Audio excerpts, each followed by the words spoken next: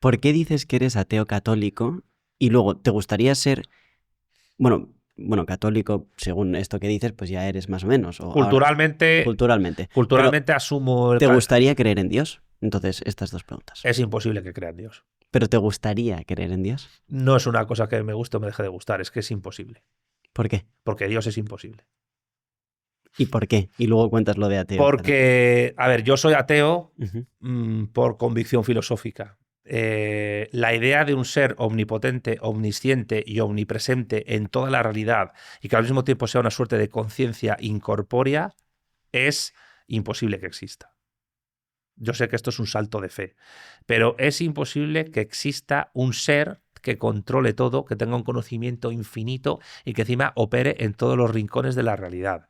Que además he de decir que todas las religiones, absolutamente todas, desde el cristianismo hasta el islam, hasta el hinduismo, siempre han tenido una idea de deidades, y el hinduismo es politeísta, también hay que darle de comer aparte, y de hecho yo considero que es peor que el islam, el hinduismo, pero no se expande. Han tenido una idea de Dios que es siempre pequeña. Siempre es un Dios creador del universo. Y el universo observable y conocido por nosotros es una parte ínfima, muy pequeña de la totalidad de la realidad. Pero el problema de la gente religiosa es que trata de explicar la totalidad de la realidad, o por lo menos la parte de la realidad que no conoce, a través de la acción divina y de la que conoce también. Pero yo ya te digo, el padre de la idea de Dios es Aristóteles. Es verdad que hay ideas de Dios monoteísta anteriores a Aristóteles. Incluso en el antiguo Egipto te encuentras a Kenatón, el emperador, el faraón egipcio, que instaura un monoteísmo temporalmente. Pero la idea de un acto puro, motor inmóvil, a través del cual, que es eterno e infinito, aunque claro, es verdad que en los griegos el universo y Dios son infinitos los dos, pero no tienen relación. Es con el judaísmo y después con el cristianismo cuando se inserta una idea de creación a través de un Dios eterno e infinito. Pero esa idea de acto puro, motor inmóvil, que es a partir de la cual Santo Tomás desarrolla las 5 vías, pues la perfección, el primer movimiento y todo eso, en el fondo esas 5 vías son desarrollos similares de la explicación del motor inmóvil. Porque claro, yo estoy de acuerdo con Heidegger y con Gustavo Bueno en que la fusión de la filosofía de Aristóteles con el cristianismo que hace de Santo Tomás realmente es imposible y no lo logra. Pero sí es cierto que desarrolla una manera muy inteligente de incorporar la filosofía de Aristóteles en la fe cristiana. Y en eso tiene su mérito. Eso denota una gran genialidad filosófica en Santo Tomás de Aquino, que es innegable. Pero yo no puedo ser creyente, que Juan Manuel de Prada me dice que no tengo el don de la fe, que es como decir, bueno, pues soy un paralímpico, tengo una discapacidad, porque nosotros, los materialistas, afirmamos que es imposible cualquier tipo de inteligencia incorpórea y más aún una inteligencia incorpórea que abarque toda la realidad. Eso es prácticamente inviable. Los fenómenos que se dan en la realidad y particularmente los que conocemos en el universo observable, y de hecho estoy preparando unos vídeos sobre eso,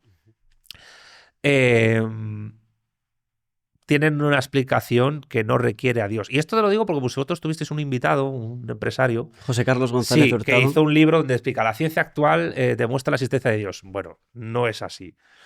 La física teórica en la cosmología actual, él las interpreta precisamente desde esa combinación aristotélico-tomista de la demostración de ese acto puro motor inmóvil. Pero el problema es que esa cosmología y esa física teórica actual desarrollan una interpretación realmente antropocéntrica, siguiendo el principio antrópico, a veces débil, a veces fuerte, de la existencia del universo a partir de una perspectiva humana. Pero claro, pensar que toda la realidad es el universo observable y que ese universo observable va a tener una evolución X desde nuestra perspectiva implica una posición humanista antropocéntrica. Y además eso ocurre porque el problema de este señor, de este autor, al cual yo respeto mucho, es que no se da cuenta de que la idea de Dios no es científica. No es la ciencia, no es la física, no es la química la que se tiene que encargar de demostrar si Dios existe o no, porque Dios no es una idea científica. No se puede demostrar la no existencia de algo que no existe.